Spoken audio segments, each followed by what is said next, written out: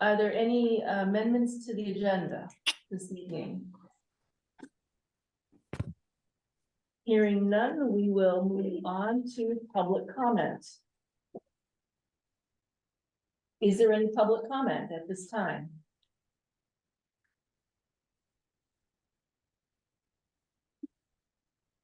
All right, there is time later in the meeting for public comment, so if you have something you want to say, there's another opportunity towards the end of the meeting. Okay. Then we will get started with the reports. First up is Sherry, Superintendent's report. Thank you. Good evening. I'll quickly move through the high points of my report. First, I wanted to thank the Building and Grounds team for an excellent job of preparing our campuses. We had a very busy summer. There was a lot going on. I was able to tour each campus the 2 days before school started, and classrooms were clean, hallways were clean, the grounds were in great shape. So I just really wanted to thank our B&G team for doing such an excellent job, and they were really busy this summer. Our opening day, I will say, was a very joyful event. We had Board President Carrie Bristow open and get everybody laughing to begin with, which is always important. We celebrated the hard work of the teachers and staff and recognized many of the new pieces of works they were doing, our wins from last year. We shared a tool to examine our equity data concerns, including our economically disadvantaged students and behavioral reports for male students. And we presented the professional goals for the leadership team. And then finally, we did screen the movie The Right to Read around the importance of literacy as part of our opening day. I had the pleasure of bringing our 2 student board representatives to the Diversity Symposium of Thought Leaders in Ithaca, New York. So that's why we weren't here at the last meeting.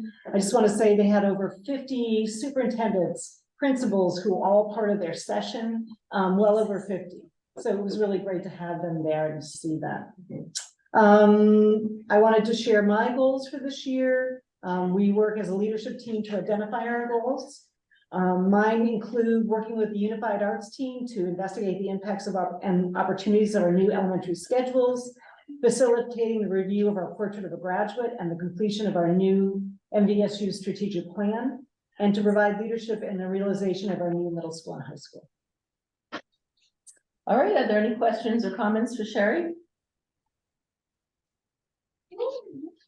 Thank you, Sherry. Next up is Raph, for the Director of Technology and Innovation. Good evening, everyone. 2 pieces I'd like to share with you tonight. So at the start of the year, you may notice that there's not any enrollment numbers in your board packet. So the reason is at the start of every school year, we take 10 days to clean our enrollments to make sure that they're accurate. So students who may have moved out of district and may not have the schools can be removed from those enrollment numbers. After 10 days, we should have accurate numbers. So next month, I'll have accurate numbers for you in the board report. I will say, after looking briefly at the numbers and estimating, it looks like our enrollment will be close to last year, perhaps a little bit lower, but we'll learn more.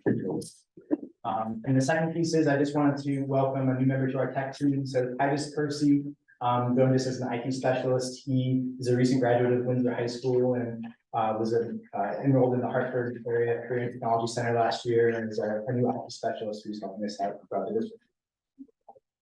Thank you, Raph. I just want to forget one. I wanted to welcome our latest addition to our leadership team. Brandon Hill is here, who is our new principal from Reading Elementary School. I apologize for not saying it.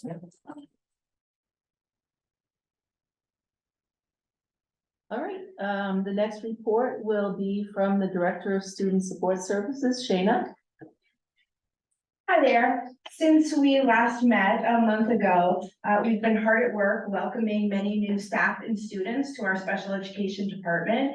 Amanda Rank, who has her office in the high school, but has a district-wide position, and Shelley Parker, along with the principals and veteran educators in every building, have been working tirelessly to support and guide all the new special education teachers and our new para educators so that they're in an optimal position to best support our students and our families. We've been reaching out to new families to welcome them to the district, allay any anxious feelings they might have, and answer their questions, and help them know, who do I call when I have a question about this or that, because this is, all a new experience to them. We also know that over the summer, many of our students, both returning students and new students, experience a lot of change, and sometimes they might be experiencing a crisis. So we're always ready to support those students and their families through those situations, because that beginning of the school year is very unpredictable for some families. So we've been really working hard to just get students in school and make sure that they're able to access all the things in a typical school day. Thank you very much. Any comments or questions for Shayna? All right, next is the Director of Curriculum, Instruction and Assessment. Hi, everyone. I'm Jen Stanton, Director of Curriculum Instruction and Assessment. You'll see in my board report a few updates about the beginning of the school year. First, we had our new teacher onboarding program, which from 23 participants last year was down to 9. So that's a really nice negative trend there to get those teachers onboarded. And we also have partnered them with mentors. So that's also happening for them to have a little bit of support here at the very beginning of the year. Our in-service, as Sherry said, was very well received, where 96% of our faculty felt welcome by that particular event, which is a pretty good number, I'd say. Our tuition reimbursement so far, teachers have accessed over 25 credits. That's since July. So this is a very robust program where teachers get to access up to 6 credits according to the collective bargaining agreement. And so I just wanted to say thank you for that, because that's a very important part of us continually improving our program. I also wanted to remind everyone that we have lots of information about curriculum instruction and assessment on our SC website. Please go there if you ever have questions, or send me an email. And I wanted to give one shout out, if I could, really quick, for the 7th grade team. They had their very first camping trip at, yeah. I'm doing that. They went to Emerald Lake Campground with nearly 60 7th graders for a bonding experience that included a couple of thunderstorms, a flooded tent, a bear sighting, and a little bit of a midnight scare where someone thought they were scratching at their tent and like emptied everything out of their tent. It was a wonderful bonding experience. And I just want to say the 7th grade team put so much time and energy into planning that, and it just really adds to our curriculum. It's not a part of our written curriculum, but it is a part of what really makes meaningful learning for our students. So shout out to them. Thank you, Jen. Any comments or questions? All right, next we have our student representatives, Owen Corsi and Aiden Chiovella. I can start since I'm here. So I'll keep it pretty light because I've only been here for like 6 days, but the Social Action Club had a lot of like turnover in terms of its leadership through the spring and the fall, because the advisor, who is our new group fellow, Suman Krishna, is moving on to Sao Paulo. So I've been dealing with our new director, and we're kind of working on restarting up the club for this coming school year, and like instituting some more permanent kind of infrastructure there.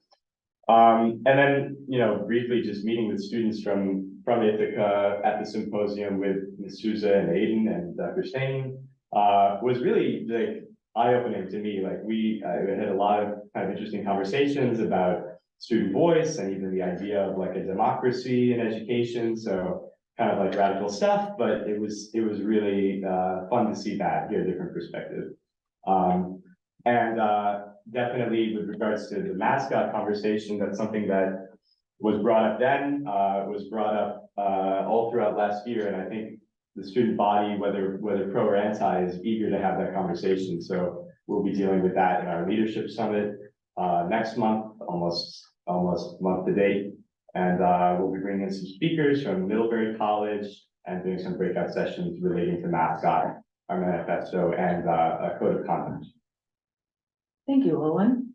Aiden, would you like to continue? Yeah, of course. Good evening, everyone. It's been a very exciting few days back in school. I'll touch up a little bit on the Ithaca Symposium that Owen started to talk about, and I'll also talk about just kind of the general student body, like how we're doing in the school. Students are adjusting to the new waterfall schedule. We're kind of reversing it sort of, but the idea is still there. Students are getting used to that and they're really liking that change. Athletics seems to be a big hit with a lot of good wins in the first few weeks. I know that the Friday night football that all students really look forward to has come back. So students are really excited about that. And also just the new layout of the building. We changed a little bit with the middle school and high school kind of moving around a little bit just to get the middle schoolers more comfortable in their school environment. So that adjustment is going over well with the students. A little bit about the symposium.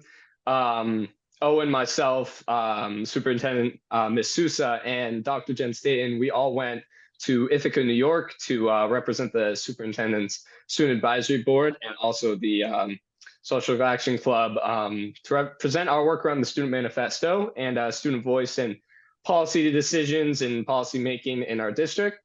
The symposium went over very well with over 50 administrators attending our presentation. It was very, like Owen said, eye-opening to get a lot of just diverse points of view. And I think it will really help us as we take our next steps with this document and with our work.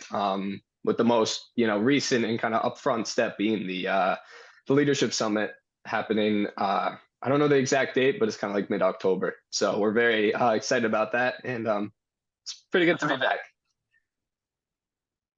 All right, thank you. Any questions or comments for our student members? I did want to say to you both that I had a reach out from the Vermont School Board Association regarding how students are welcome to our board, and I explained what our process had been and that you had full voice at the table and you submitted reports, and he wrote back and said, wow. So I felt good about that, and I think it's been a great addition to our work. Thank you. All right, the next appointment we have is a new build update. I can take that one, since I'm named in the agenda is taking this one. Yeah, I see that the purpose is to talk about design progress. I had a little bit of a different presentation I wanted to make to the board tonight. I guess, but before I did that, Jim, were there any updates we wanted to provide? I see liaison about the design.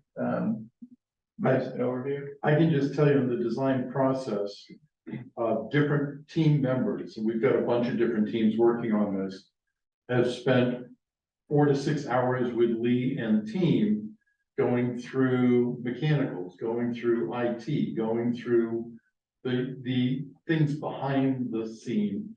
Where the lights, what type of toilets, what type of faucets, where are the closets for the custodians and what's in them, and where's the closets for technology and what's in them, and lighting and all that. And so a lot of this stuff that is just part of a new building is really starting to take shape. We've made a lot of design decisions on that, so that as they start putting together the first price, they actually have something to base it on. Yeah, and we had our first from like a communications group, I guess, working group within the new build working group. There's groups within groups. We had our first Market on the Green. We were at last week. Sherry and Carrie and I were there, along with Melina McNamee and some other volunteers, and presented some of those designs so that members of the Woodstock community at least could see that. And we're starting the process of kind of rolling out communications to our communities, and that'll continue for a number of months. I guess to that end, we had an invite. Carrie and I, the Vermont Standard reached out a few weeks ago and asked if we would like to write an update about the project and fundraising in particular. And I wrote a column that talked about how over time with fundraising, how the board's efforts to make the project affordable for our communities, and that over time with enrollment growth, we could see the tax rates come down, even surpassing the impacts of the new bill. The Standard chose the headline for that column as a new building, a new school building will lower tax rates, right? And so that was, I mean, those are great be wonderful if that were true after year one, but I guess what I wanted to do tonight, though, by way of just kind of update for the board, because I do expect as we do more public outreach on the project and things pick up, board members will get questions from members of their community. So I wanted to provide some an overview of a model that we put together that kind of demonstrates how that works, how the financials for the project will work. And so I'm going to present here, and this is something that different, like the new build working group got to see this, the policy committee got to see a version of it when we were putting the tax impact policy in place. So I'll put this up here. And yeah, so here we go. So this, everybody see the screen okay?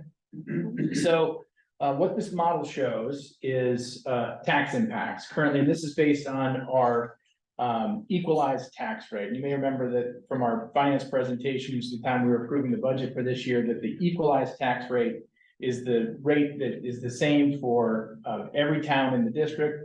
And then you apply the common level of appraisal. You look at how the real estate market has moved since the last time properties were appraised in a town, and that CLA gets applied. And as a result of that, all of our towns are currently going through those reappraisals, right? I believe Pomfret's completed theirs, others are working on it. But the equalized tax rate in our school district for this tax year is currently $1.51, right? And that's what this yellow line represents in this model. That is flat spending. This is what would happen if there were none of the increases that we've seen to the school budget over the last several years manifested over the next, say, 30 or 40 years. Things like healthcare increases, get raises to faculty, that we could keep our spending absolutely flat. That's just not on a tax rate standpoint. That's probably not a realistic thing. Certainly not from from a planning perspective. But I think it's something that everybody would love to see. This orange line or red line that you see on the model, it represents, as we've reported, I guess, at recent meetings, the school district, AOE commissioned a study of school buildings, and as a result of that study, it was determined that our school district had the second worst buildings in the state, and that we have approximately $22 million worth of repairs that are urgently needed to the middle school and high school building. That red line, what this represents is if we make those repairs to the building, right? And then in 10 years or so, when that building fails, we have to replace it, and we have to replace it with something pretty modest, right? Because we at that point would have kind of spent the money that we have, and taxpayer interest in a project like that probably wouldn't be very high. The blue line is the new build. That is the one that we're talking about in planning. As you can see, it caused this spike here it represents about a 30% impact to tax rates. That would be unsustainable. Several school districts around the state have failed to pass bonds proposing impacts at that magnitude. So how do we abide by the policy that we passed to not have tax rates exceed 16%?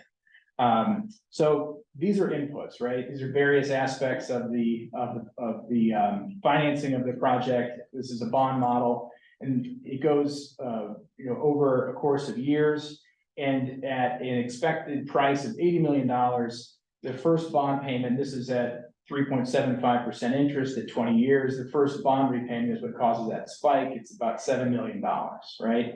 And there you see the tax impact of about 30%. I think that's what policy committee members should remember that from our discussions. But over time, unlike a residential mortgage, the bonds that you take out for public construction projects go down over time. They're not level each year. So on this, say, 20-year bond, you can see that it starts at $7 million. And by the end of the bond repayment, it goes down to, say, $4 million, right? Okay, still way, and at that point, due to inflationary factors the impact of the project, goes down, quite a bit. Okay, so, how do you make the project affordable for taxpayers, and how do we, kind of, meet up? The first thing is to increase the bond term, right? Both the bond bank and the USDA, who we're speaking with about potentially financing the project, offer 30, the USDA will go to 40 years. You could also potentially reduce the interest rate. We've got 3.75 from the bond bank, maybe we do a little better than that. 3.25, say. If you go back to the graph, you can see that makes the project, more affordable. But the most significant thing that we can do is to drive enrollment, right? If you drive enrollment over time, let's say, just going historically, I'm going to pull up, this is a very colorful chart I've shown in past meetings. The very right column here shows historical enrollment in our school district. Go back 20 years and you can see that we had about 200 more kids. I talk about this in the column in the paper, that over the last 20 years, we've lost about, 200 students. And as a result, the tax rates have gone up. Equalized pupil, per pupil spend is the most significant driver of tax rates. So if you go back to the model and you say, okay, if we can, in year one, say gain 10 students and then do that every year, right, with the new school building and making an effort to drive enrollment, then that's what your impact to taxes looks like. And conversely, if you were to make the members of our school district, our students and our parents, live through the kind of construction that would take to fix the building, we're probably going to accelerate the decline in our student population. And this is capped, by the way. It's capped at 1,200 equalized pupils at the top and 800 at the bottom. Not everybody's going to have the option not to attend our schools. And if you put that in, you can see that tax rates, if you go on the maintain the old building path in time, these are very divergent paths, right? The tax rates will go up and up as we lose students and try to maintain this building, and will go down as we drive enrollment higher. But we still have this problem here, right? This spike in year one. And that's, as I say in the paper from a couple of weeks ago, this is where private fundraising comes in. To date, we've raised $3.2 million against a goal of $5 million. And put that in, and we have the goal to raise 500,000 every year. If you go back here, you can see that fundraising, when you apply it to the early years of the bond, makes the two scenarios pretty much negligible. But the future of that is tax rates going down over time versus up. So I can share, I think it's available for anybody who wants to play with it. The property tax calculation tab, anywhere it's blue is meant to take an input. And I guess that's kind of the numbers behind what might be appearing in the papers in case board members get questions. Any questions for me? Sam? I was gonna say, what's really cool about this, is I've met with a few taxpayers. I plugged in their house values and showed them the tax rate from it, tax impact from their houses. And that's a cool tool, because then I can sit with you and say, all right, your house is worth this much, this is what it's gonna do to you. So we can individualize it.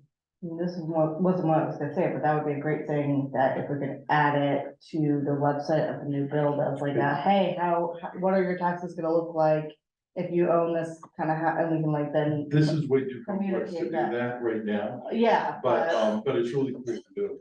Yeah, right now, what we've got online is just on the website is just this chart that kind of shows if you're not income sensitized, that's that first group, right? And it goes by year going down. And then if you are income sensitized, what your tax impacts would be. Again, this is equalized. Currently we've got some massive kind of inflators going on because the CLAs got juiced by the real estate around the last couple of years. And you can see some of these assumptions.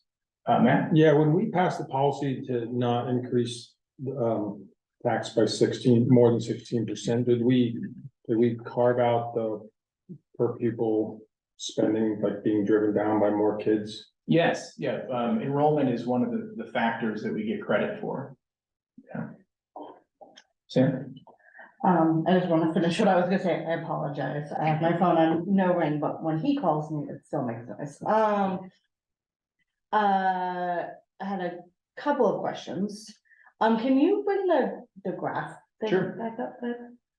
Also, this is amazing, and I also do not envy any of this. Can, that is showing if enrollment goes up a lot and you get private funds. Correct. Correct. Can you just show it where you don't get enrollment up and it's Sure. just for the private funds? I'm just curious.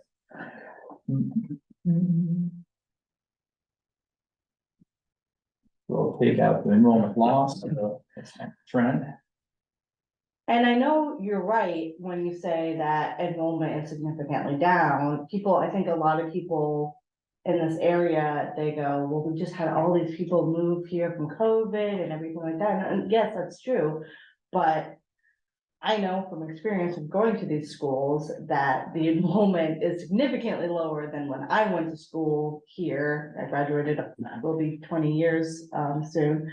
And sorry, I took out the enrollment. Did you want to see just fundraising? No, just with the Yeah, fund. that would be with, if we raise 5 million by 2031, which I think we're well on. The way with the Right, 3.2. and then we can sustain, and the goal there is then to, develop a fundraising capacity, an annual capacity that we could, generate 500K, which is pretty modest. Yeah, I know, I was gonna say, I think what you're expecting for being able to fundraise is more than reasonable. I wanted to just get an idea of what we were looking at, even if enrollment didn't go up, just because even though I know it's capable, we all know the housing situation around here, like where the people gonna live that potentially want to enroll, so even if we don't get an influx of people moving to the area, it's good to know that number is still what we would be paying anyways, with the current school the way it is. And then also trying to fix it. And then I had one other question.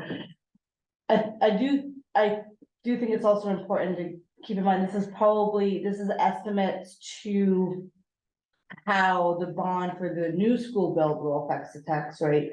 This is not factoring in any of the other bonds that the town that outside of the school might also. Yeah, this is just the school budget. Yeah, so that's another thing that, might be scary for people too in this time, because I know that the town is also looking at, not that Sure. that's anything but there are other things that are gonna raise the tax rate besides. Yeah, for this. Woodstock, it's the same pocket. Yeah, yeah. Something to think about. It's just some Adam goes first, I think, and then. Sure, Adam. Bryce and then Laura.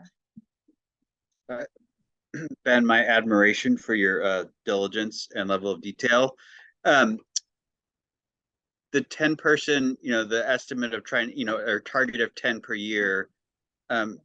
How did you arrive at that, or how is that number? Where's that number come from?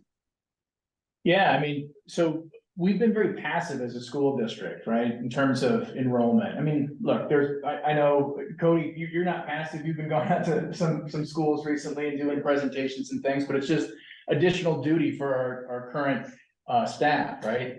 If we get intentional about it, and where this comes from is conversations I've had, others have had with some of the independent schools in the state who are very intentional about driving enrollment in their areas, and they do it with a public school mission, right? And specifically, I'll talk about Burton. They've got a full-time development staff, 6 FTEs. One person just travels the world recruiting kids for international student fairs, right?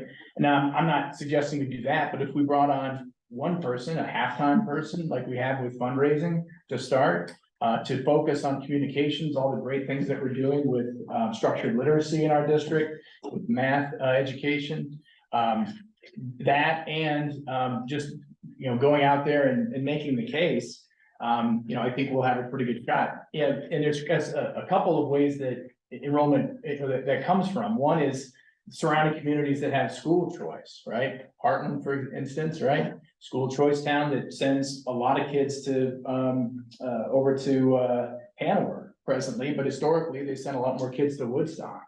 I know this feels like we're starting to compete with other schools, but it's kind of where we are, right? The other factor that we've used is in Killington, there's about 500 living units planned, of which about 250 of them are supposed to be year-round residential, and the other 250 are going to be seasonal. Mm. And if you just have half a child per year-round living unit, that's 125 kids. Yeah, I talk about that in the article, the, what is it, 700 acres that the town of Killington just bought for, workforce housing. You know, I think it's, I don't know how, aggressive they're gonna be about that, but we can expect a bump, you know, from that population. Just a second, Cody, I think we got a couple, Bryce first, maybe? Bryce and then Lara. Okay. Yeah, Mhm. sorry, I have my camera off. I'm cooking dinner, guys. But I just it's actually right in line with the last two questions. It's just a comment that I know I've brought up in the past. For me, it wasn't so much about, you know, attracting people in from, you know, outside the country, outside the state, but just a reminder for folks, especially since the high school in Ludlow closed. Both Ludlow and Mount Holly are choice towns. Mendon is a choice town, not everybody realizes. Heartland that we already discussed, and then Stockbridge. And those are all towns that border us, and we have students already from those towns. So, you know, I think that is a more realistic, in my opinion, where probably the lion's share of the increased enrollment would come from. And we could do something as simple as we did in Heartland when we voted and moved the bus route there a few years ago, and see that a modest increase, you know, from those towns by potentially adjusting bus routes. So anyway, more of a comment, but I just wanted to throw out there that we are surrounded by quite a few choice towns. You know, not everybody realizes that they all are. Yeah, thank you, Brian. Lara? On the same vein, do we have data on how many students live in our district but don't attend our school because they homeschool or go someplace else that we might be able to attract back our own folks? I'd say we have limited data on that, but anecdotally, I mean, I think you talk to anybody, just looking around, that there's quite a few, right? Who, you know, parents who just made the choice to send their kids to private schools, tuition them in elsewhere. One of my neighbors tuitioned their son into Hanover High, just as, you know, I thought that was a better choice, right? We do get data on home to study students that comes in 4 times a year. So we were able to track that. We were able to increase our freshman class this year by 22 students. And that's from a majority of surrounding towns. So it was really good to see some of Cody's efforts as well as others to bring in students from Wethersfield and Cavendish and other surrounding towns. Yeah, that's what I was gonna add, is that we have 22 new freshmen, and thanks for the credit, but it's not all me. I think our counseling department did a majority of that work. Gabby spent some time visiting those elementary schools, and I think the focus, kids are coming to our school because our programs are great. You know, our building isn't, but we're still getting new, you know, like that speaks a lot about our school and what we offer.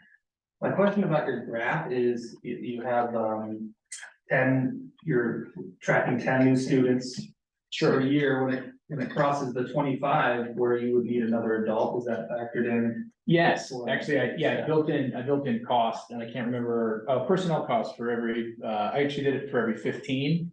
And I can't remember what my bogey was there, but maybe it was like 70,000 for every 15. Yeah. Anybody else? Yes, Shayna? Just to tack on one more part of a response to that question, we also had several new students in the special education department whose districts sought us out and chose us to place their students here, and for whom we received tuition and reimbursement for those special education services. Yeah, great point. Ben? Related to the committee, but not specific to this presentation. You know, we've made it pretty public now that we're going for the bond in March, and just thinking about basic public relations strategies, are we positioned and prepared to sort of take the message to the public and respond quickly and control the message? For a living, I build very controversial projects all over the US, and when people organize against my projects, they can be very, very successful if we're not already anticipating that and putting in place like a public relations campaign. I mean, we even hire people to do that for us. Are we hiring anyone to help us with the media? Yeah, a couple, we could consider more, but, when the new build activities, over the summer kicked off, one of the work streams that, Lee Sherwood, our architect, organized was communications group. And he's also got, as part of the funding that we're, providing the architects, community engagement, right? So that's built into that plan. Then for the construction manager, the next thing on the agenda we're gonna talk about is the selection of our construction manager. We have the bids in. They also offer, as part of their services, bond support. It's a crucial part of them, getting to the next phase of the project. So that'll be rolled into, the real kickoff for this is when we get our costing, our final costing that we'll put on the balance. And at that point, that's really when we can take the message and say, this is, what the project will cost, right? And hold people, to those numbers. And that's gonna happen in December. John? So now, my question is gonna be, do we know the impact on the individual homeowner tax value? So for example, I know it's 1.51% now, 30%, all the numbers, but it's gonna increase each person's home values in the area in town as well. And that's why a lot of people are coming to me going, yeah, so it's gonna increase my taxes, but my tax rate, like my home value is gonna go up by 29% as well. So now I'm gonna be going 20-30% on 29 more percent. Right. So do we know those numbers? Well, I guess I don't have a way to forecast those. There are some who may. I think it's a reasonable consideration. It's one that gets mixed reactions too, right? Because some people want to see their home value preserved and increased, right? Others don't want to pay taxes on that. They have no intent of ever selling their home, so why, it's only bad if their home value goes up. But I think in general, if you look at the CLA rates, I'll just give you one example. When we closed Prosper Valley, right, when we took it offline for mold for a couple of years, I won't say that the real estate market froze up there, but there was certainly less interest in that community without that school. We saw that bear out in the CLA, right? So I think in general, right now Vermont's a red hot, property market, but 10 years from now, is that gonna be the case? I don't know. All things being equal, a new building, interest in the community investment, those are things that most taxpayers would say are good. Anybody else? Bob and Bryce, did you have something else to say as well? Might be cooking. Yeah, I have a question regarding process. To what extent are we making available to the public or even to board members the results of these meetings with the subgroups or working groups or whatever they're called? I know I attended one meeting, but are minutes being taken and are they being posted, and all these decisions that are unfolding right now for the pricing process, is that being published anywhere, or how do we get a hold of that? Yeah, about the minutes of the new build working group that we've done the last few months, those agendas are set and minutes are created for those. The subgroups can be like 2 to 4 people, right? And so we haven't been doing detailed minutes at those meetings. They've really been used for the architects to get the inputs they need to update the design. But I think the thing that is probably most interesting is the updated design itself. Right, and the output of that is really the deliverable that I think most people would want to see. But it's a good point. I mean, there could be some, for instance, the deliberations that we had about the HVAC, right? You were a part of. That was very interesting. We could certainly make those materials available. We brought those to the full board last month to show kind of the impacts of the full geothermal that the working group was recommending. I think it would be a great idea to keep that information flowing. Yeah, I agree with you. Yeah, right. Is it possible at some point to make a graph or a chart for people to see where the difference is being shown on what you're gonna pay or an increase for keeping the school as is and making the necessary fixes, which are gonna have to happen if we choose not to do a new school, opposed to what it is with the new school, because it seems like those graphs shift relatively quickly, Mhm. and the new school would benefit the taxpayers anyways, as obviously it would. But there's already gonna be an increase in taxes regardless, even to keep the school as is. So I think it'd be important to let the people know, like, just by saying no to a school doesn't mean your taxes still aren't going up. Right. Because there is still a base cost that's gonna have to be covered. So then it's less of a difference to just get the better school in the first place. Yeah, I think that'd be a great, I'm thinking of like the community engagement, the rollout. Those would be great numbers to show on the slide as we're rolling things out, to say like, okay, you vote no, we're gonna bring a whole bunch of projects to you as a taxpayer. And if you don't vote yes to those, we'll have to close the building.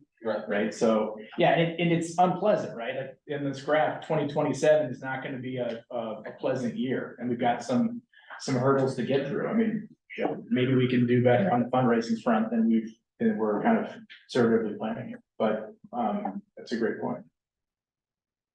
Sam? It's a little bit of a different topic, but a couple weeks ago, governor's panel came to the high school to speak with local residents and business owners that were affected by the flood. Mhm. It was at the library. I was one of the people asked to go. When I spoke, I'm not gonna lie, I shamelessly was like, hey, I'm gonna put a different hat on right now and talk to you about the fact that the building we're sitting in right now desperately needs to be replaced and is falling apart. I know that's not why you guys came here, but I'm just gonna have your attention, and as a school board member, I couldn't help but.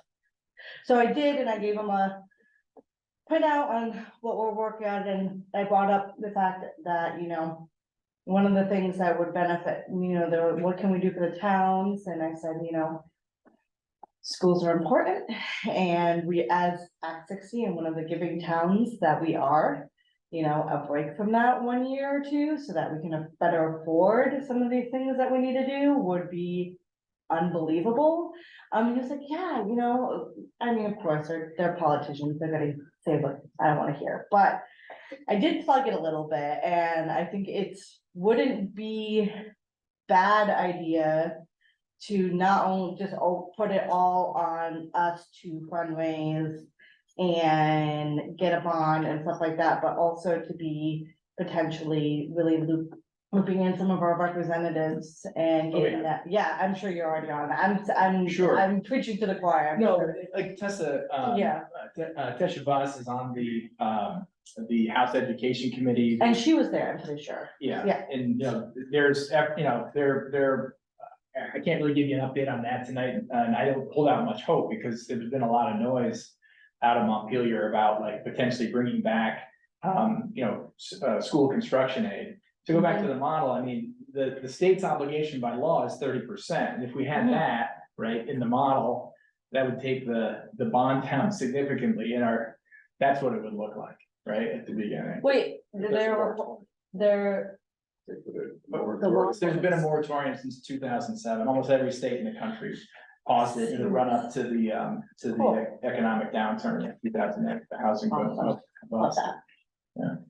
But anyway, that would be a game changer. But all of this, I mean, you could look at this as like, you know, all of this fundraising and you know, having to you know, emphasize enrollment and those things are really what we need to do, you know, in this era without construction aid coming from the state. Adam has a question. I do, and maybe it's mostly directed at our chair of the finance committee, particularly as budget season will be around the corner. And maybe to the board as a whole, but what is the flavor or kind of the interest of, you know, particularly in this area? I mean, what Sam's talking about is really, I think, my impression is more development time, and someone that can be doing a lot of that work outside of board members. Is that something that we're thinking for this upcoming budget, or has that even crossed your mind? What do you mean by development time?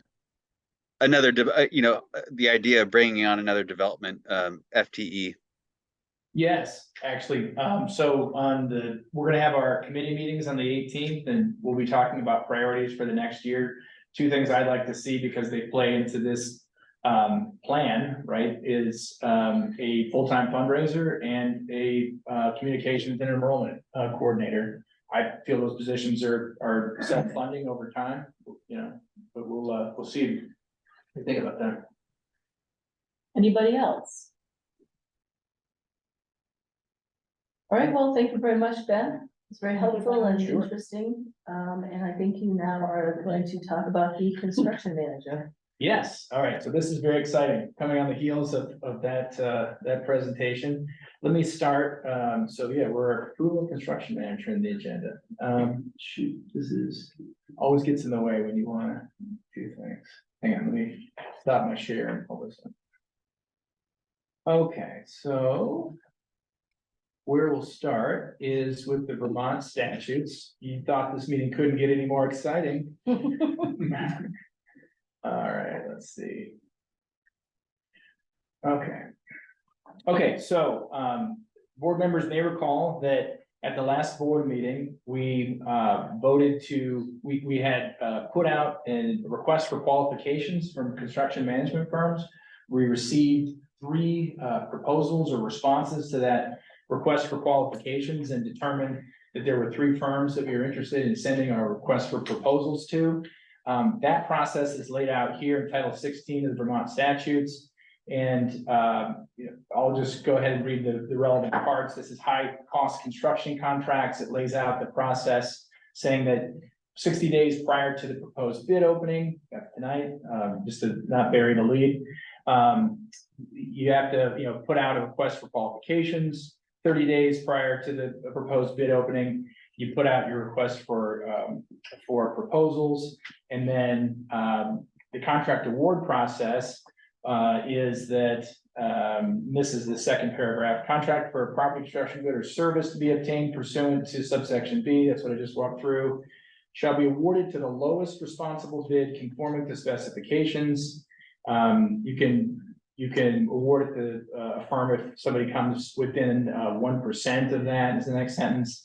And the board shall have the right to reject the bid found to be not responsible for conforming. So the process here is that tonight is the bid opening. So we received, I'm gonna have to stop my share, apologies, to get to this. We received 3 bids from construction firms. The ones that we sent our request for proposals to. And the first thing I want to show you is the request for proposal bid worksheet. Come on, there we go. This is the sheet that we're going to be looking to tonight to make our determination. Let me pull this back up. Okay, this is from the RFP that we sent out. This is the bid worksheet. The essentially the format of the pricing that we needed to or we requested these firms to propose on. And let's see. All right, great. I can go to the no, do not go. Can you? The next thing we'll look at is the here we go, the 3 proposals. So this is the opening. So the 3 proposals that we received were from Whiting Turner, PC Construction, and Do Construction. So let's, in no particular order, start with PC Construction and get to the bid sheet. You can see the price on line 8 of $8,930,131. That's for the services we're requesting. Okay. Oops, sorry. No, you're killing me. Get out of here. And is there any way you can forward that email with those attachments or to the board members so we can just fill it out? The email that you have all the attachments from the bids? This is the official opening. I'm opening for all of your, but yes. Okay. After we open them. After we open them, okay, sorry, I didn't mean to disrupt your official opening. No worries. There we go, sorry, going back. All right, so we'll look at, so that was, Jim, are you keeping track of these numbers? Yeah. Thank you, sir. Whitey Turner's proposal, it looks like it's a little higher at 9,044,793. And I've learned my lesson, and do construction.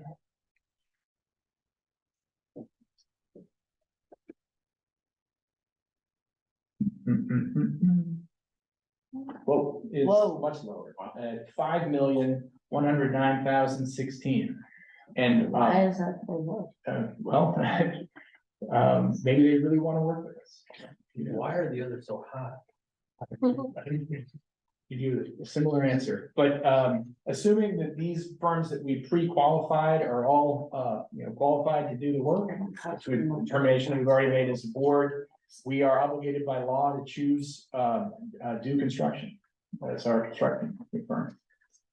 Question. Lauren? So the law said that we have to decide if this is responsible and meets the I don't know. Yeah, I skipped through all the other pages, right? So, and if we wanted, as a board, we could send these out for Sam's suggestion, and we could review the proposals and, make the award decision at our next meeting. I guess having pre-qualified the firms, knowing their bond capacity, these other sorts of things that make the firms qualified. I don't think anyone's gonna see anything in these proposals that, is gonna lead us to a conclusion that they're not qualified and the bid's not responsive.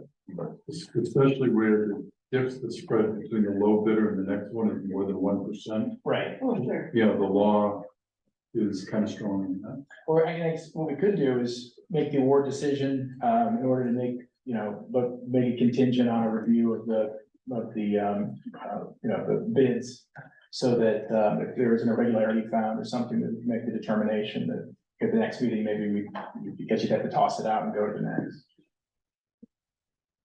Do we have somebody who can read these things and know what they mean to? We have Jim Fenn and Joe Bergoli, our That's not me. administrative members, yeah, read and advise, certainly. Yeah, I wouldn't mind if all three of these proposals were emailed or posted somewhere where they could be read. Okay, sure. Let's go ahead and attach them to the meeting minutes.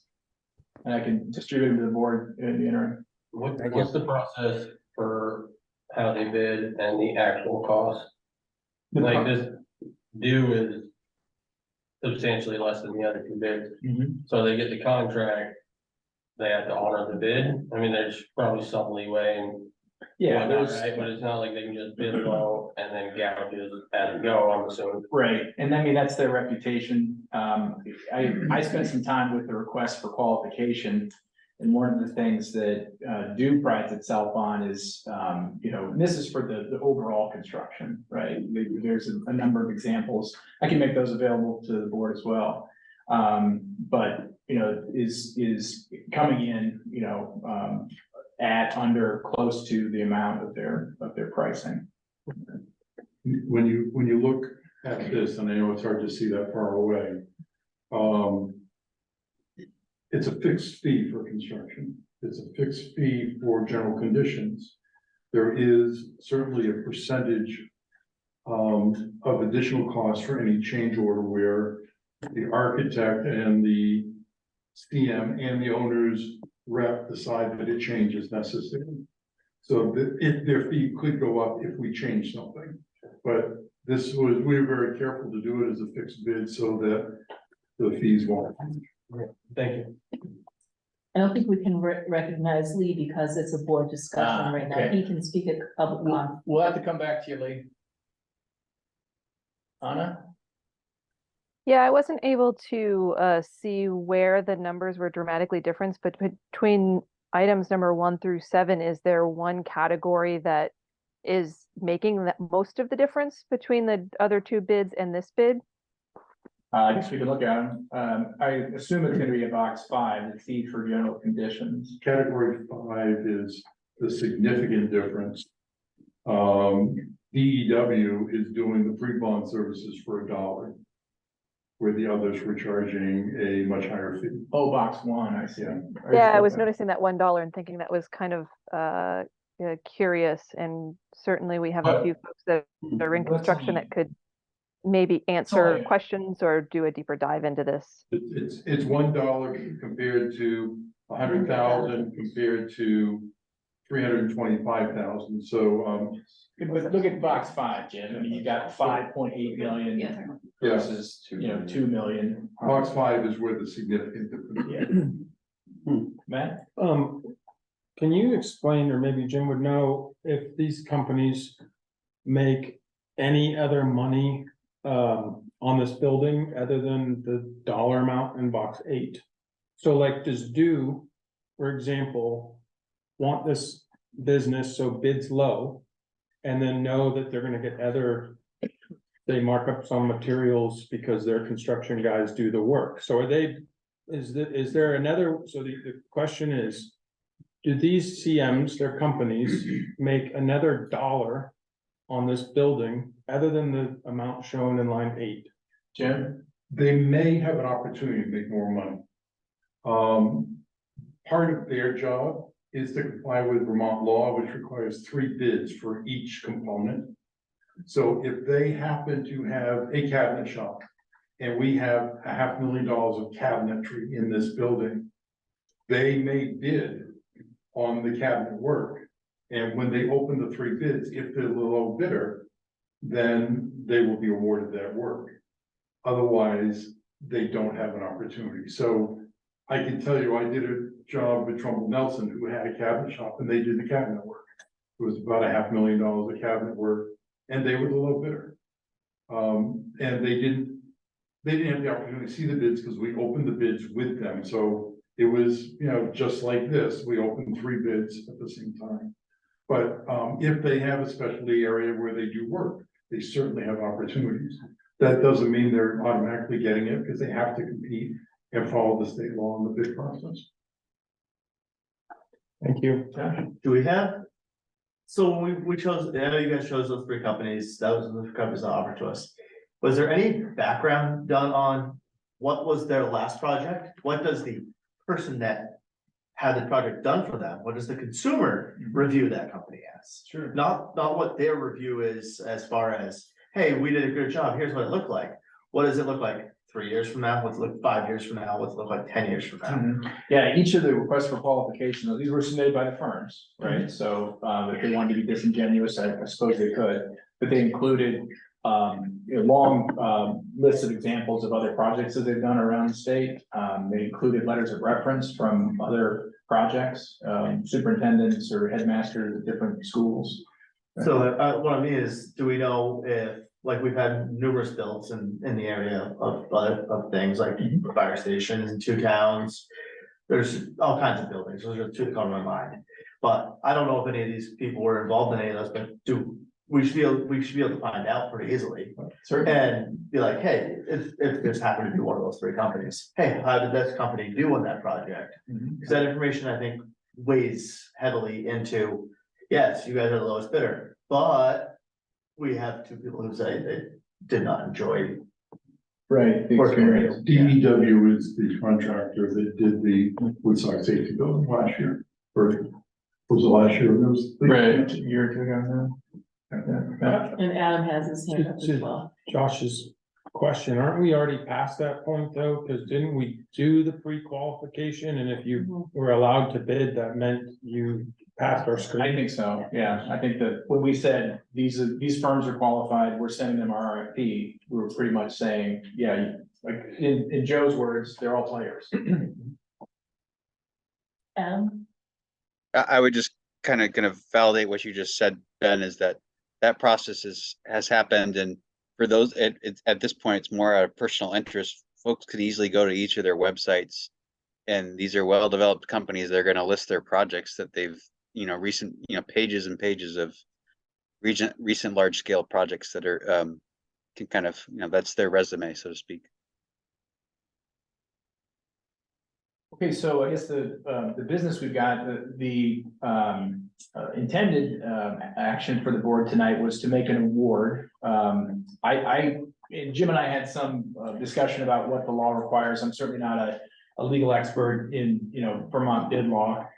Whether we're required to make that award tonight, or if it's just the bid opening. I do believe we are, just reading the statute, we're obligated to make the award to the, lowest qualified bid. So I don't know, I guess I'll hand it over to others tonight to whether we make the award tonight or give it a cycle. You want to make a motion? Yes, is there a motion? I make a motion to accept DW as the winning bid for the work. And now I open for discussion on that. We need a second. Do I have a second? Any further discussion? I'll hand it back to you. Matt? So I work in construction, institutional, big projects. This looks pretty straightforward in terms of like, they were asked to bid certain data points. And so maybe it is purely apples to apples, but usually when we get a large construction bid, it takes us weeks, sometimes months to get our bid apples to apples. For projects of this size, $100 million+ projects to see whether there are assumptions, but that's for the whole building. This is clearly just for the construction management piece, so as just part of this discussion, we would never open bids and make a decision like that. It was always like, call them, ask for clarification, sit down and, we have professionals who just ask clarifying questions. That's all they do for a living, is to try to get bids to be apples to apples, so I would consider whether we take some time to review them before making a decision. Sure. Bob? Yeah, I agree with that sentiment.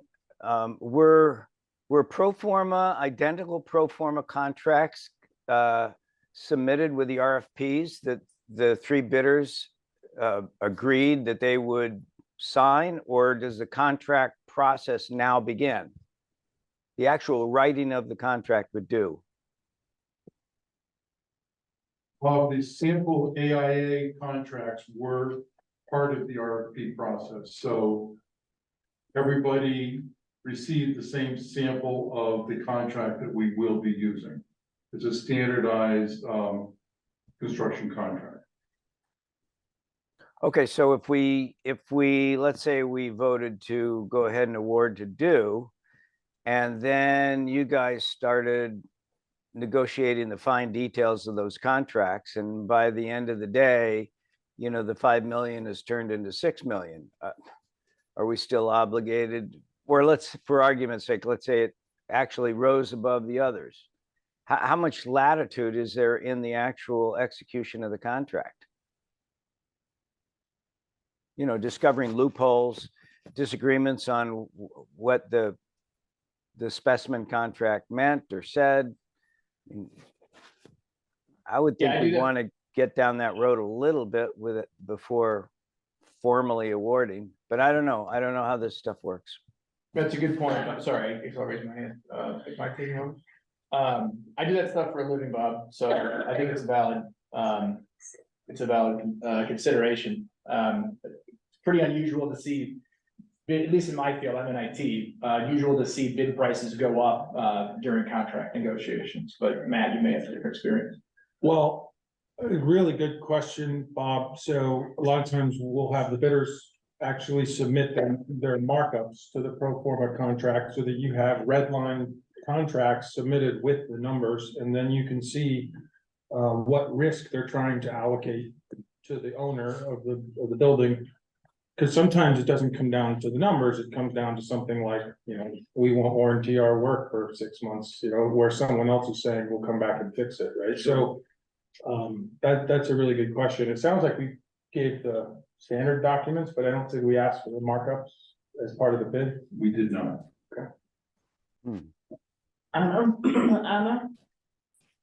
Thanks. Yeah, I think from my perspective, given the drastic difference between this one compared to the other two, And it sounds like there's a couple of little details that we need to iron out. From my perspective, again, I would be much more comfortable having some time to dig through these and again, having Joe and other experts go through them also and have some time to look through them before we vote in our award.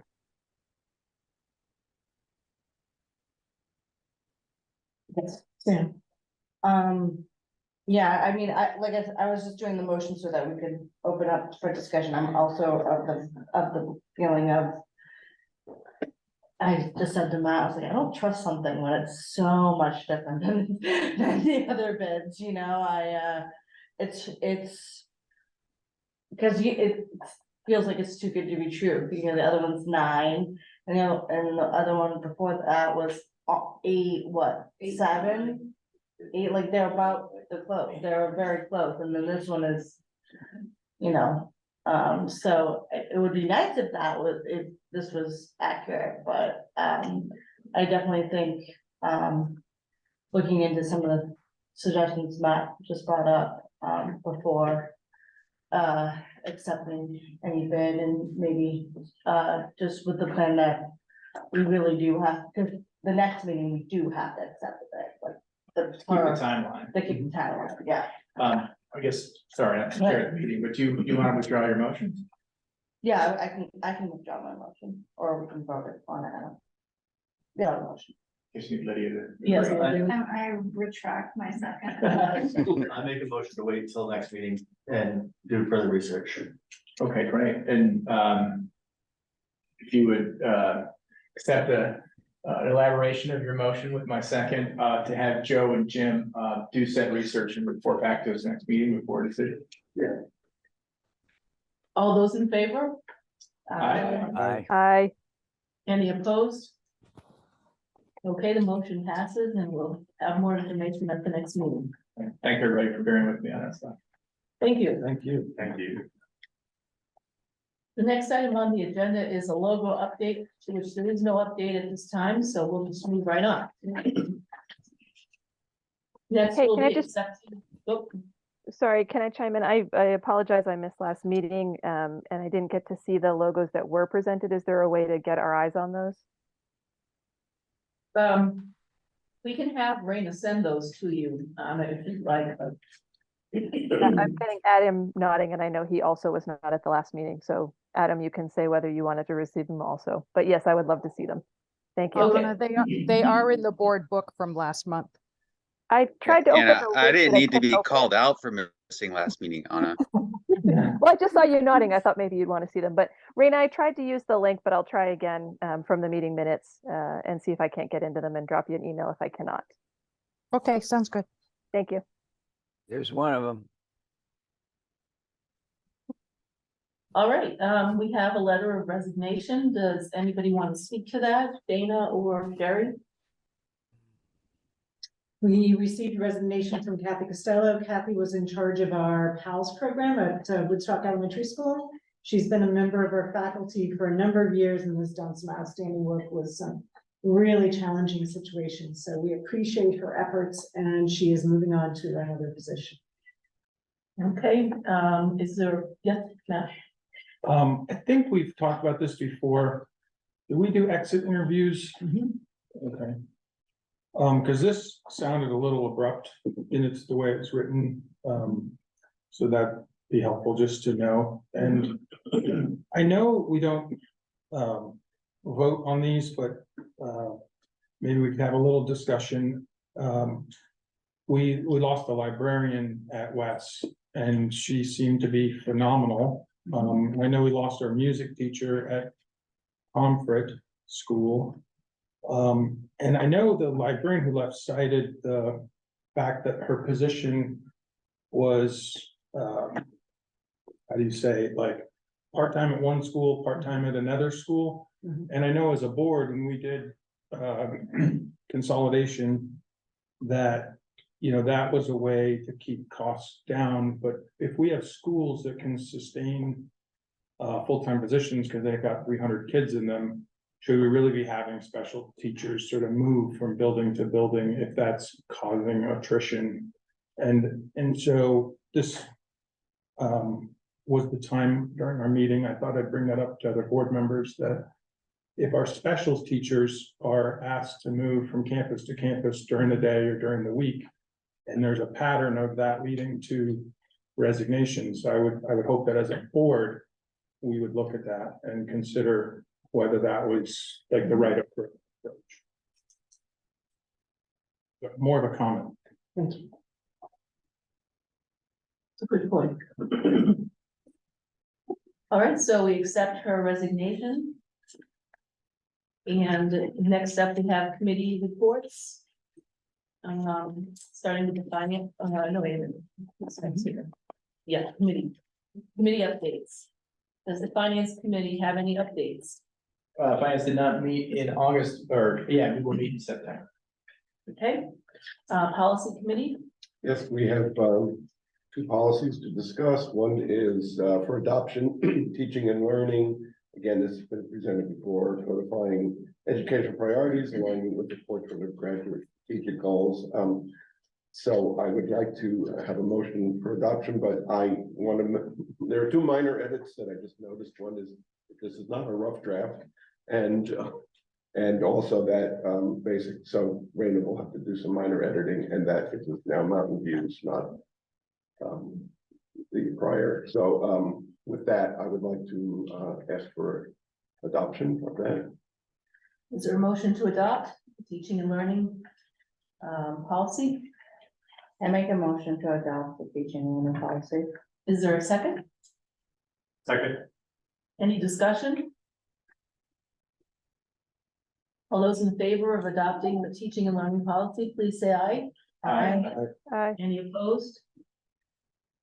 All right, that policy is adopted. Thank you, Elliot. Okay, and second is one of the school safety model policies, and the first one is, we have, there's a pair of them, we're working on the second one, we have some other things to do, but this is F3, fire and emergency preparedness. Basically that there are gonna be drills twice a year for this, and this is presented as a second reading with adoption hopefully next month. Is there a motion to move it to adoption for next month? Which one are we're doing it on the clean draft, you said? Yes, I mean, you can, there, so I put them both so you can see what Changes it were made? was, yes, I've been trying to do recently. It was pretty straightforward. Yeah. I'll make the motion. Thank you, Ryan. Is there a second? A second. Any discussion or questions for the policy committee on the clean draft? All right, we ready to vote? All in favor, please say aye. Aye. Any opposed? All right, thank you. Thank you. Buildings and grounds committee update. Sure, so we did meet on August 21st. We did not have a quorum, so no votes were taken, but we did discuss some of the general status updates on the projects. A lot has occurred between August 21st and tonight, so I'm sure Joe will be able to fill in, but I want to hit some of the highlights. He and his team were incredibly busy this summer on top of the flooding that occurred. The Killington roof project was 90% complete at the time of our August meeting. The playground at Killington was complete, but for the mulch, and I've heard that's gone in, as well as a weather station. We removed oil tanks from Reading. We removed an oil tank from Killington. We fixed a roof leak at Wes related to the solar install, but luckily the solar folks won't pay for that. At the high school, the conversion of the heating system from steam to hydronics is well underway. Prior to the classes starting, they were able to finish the classrooms. They were still working on the hallways, and they're now advancing into the boiler rooms to fix both boilers. There were some delays due to a contractor on that job, JCI.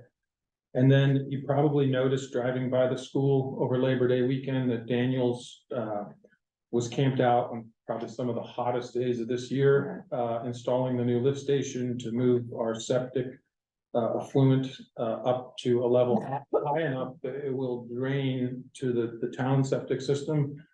And I don't know the outcome, but they're off the job, so assuming all went It's well. flowing. Assuming everything is flowing and the pump trucks that were there just in case have pulled away. So again, just thanks to your team and, in addition to those projects, they were hit by the floods and there was some damage done to our, maintenance and storage building over by the Dead River facility.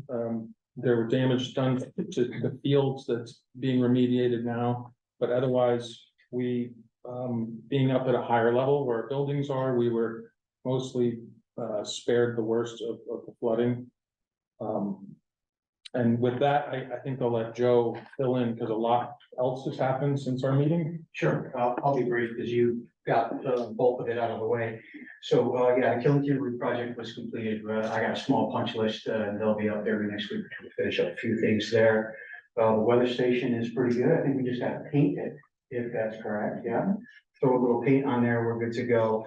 We're also moving forward on the HVAC improvements at Woodstock Elementary School. So I have some engineering studies that are going on right now. We'll be meeting with some folks in a couple of weeks to look at structural stuff and see if we can change out some of those units on the roof. Woodstock Union High School, the flood. Well, we were able to condition the fields enough where I think we're in great shape right now. All the fields are being utilized. There's just a small space down below on a couple of practice fields that we weren't able to get back into playing conditions, so the folks will have to stay off of that. Everything else went pretty good with the flooding. We didn't incur a huge amount of loss. I'd say somewhere between $10,000 and $15,000 worth of material, so we didn't do too bad at all with the flood. As far as the heating projects concerned over at Woodstock Union, we're out of all the classrooms. We still have some control work, running some wires down the hallways, and we'll be shifting gears and moving into the boiler room here over the next 3 weeks. Hopefully, we'll have that pretty close to being done. Fingers crossed, we're not gonna enter the school heating season without any heat. We did drill a geothermal test well on the corner of the parking lot 2 weeks ago. We downloaded all the data from that, and hopefully within about a week and a half, 2 weeks, they'll give us an indication of whether or not geothermal will be feasible here on this property. The input I got from the driller seems to be all positive, and as a matter of fact, he seems to think we might be able to do it with less wells than what our architect is suggesting. So that's a godsend if that comes true. Lift station. Yeah, we ran into a few problems with the lift station. We had some problems getting it commissioned. And then once we did get it in place, it wasn't properly pitched. So we had some problems actually pushing stuff out. Today, we finalized it. We have the alarm hooked up, everything is running. We did some minor engineering changes to get it to function properly. We're within warranty specs, so no issues there. And that's about it. I think I hit everything else that we have talked about. Wow. Yeah, thank you. Rounds and committee and the staff. Really great work. Thanks. I don't believe there's a negotiations, hiring and retention committee update at this time. Are there any working group updates? Communications. I realize I haven't called a meeting in yet. I will call one shortly. Foliage though is around the corner, so I don't know how much you guys can count on me for being available. But once November hits, I will be all yours, I swear. But yes, I will call a working group. Communication only, separately. Apologies, that hasn't happened yet. And I expect that the configuration and enrollment will get active once the mascot is being discussed. I did make some notes, of what Bryce just said of different school choice towns that I wasn't aware of, so I've added them to my list of towns to send to see if they have listservs or whatever, and to add them to my list of places to post to when I'm asked to do that. All right, any other groups? Thank you. We need to approve the minutes from the August 7th meeting. Is there a motion to approve? Is there a second? Second. Okay, Matt and Laura, thank you. All in favor of approving the minutes, please say aye.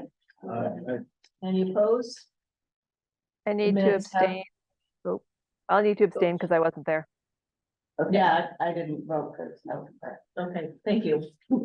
All right, we now have another opportunity for public comment. If there's anyone who would like to speak, Lee had raised his hand during my Lee, presentation. if you would like to say something. Is he still on? Yeah. Yes. Oh, hi. Thank you for allowing me to listen in.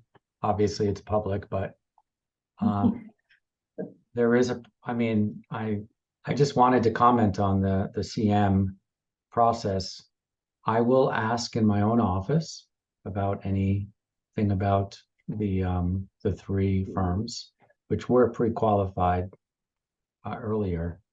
I suppose the biggest thing I would look at is apples to apples for those who already know how to do this and will really look for anything that for any reason would disqualify them or not. I mean, but right now they're the low bidder by far. And I do think that it's probably good to, if it's legal, Jim, this is your thing, it's probably good to talk to them and at some point and see if there's anything that's missing or any, give them the opportunity to discover if there's anything missing. But in Vermont, this is the process. And I'm glad you're doing it, and I'm glad everything else is going forward. That's all. Thanks, Lee.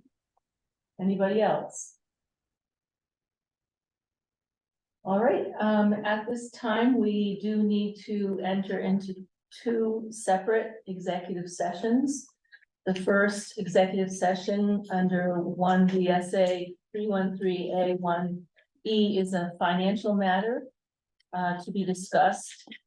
So that means that those who are not, the board will remain. And I believe Jim and Sherry are invited to remain as well. Will you also invite Brad? Right, okay, and those who are planning to stay for the second executive session, we wait out on this side, please. I guess I'll make that motion to enter executive session for the purpose of. Okay, all those in favor? Aye. Any Aye. opposed? So Sherry, do you put those folks into a waiting room? They're on a screen. So those who are, Brandon will put herself in, but Linda would need to sign up.